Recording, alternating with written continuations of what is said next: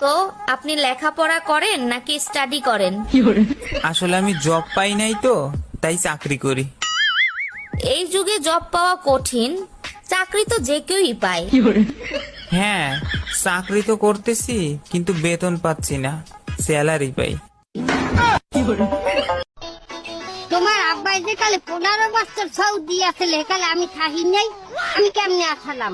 শোন মা, জীবনে উন্নতি করতে গেলে অনেক কিছু স্যাক্রিফাইস করতে হয়। আরে স্যাক্রিফাইস না, ওটা স্যাক্রিফাইস।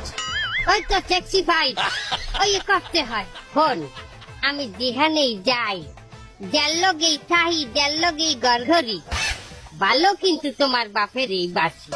আমার বাইরে ভালোবাসলে তুমি অন্য বেটার লয় গড় বা কেমনে?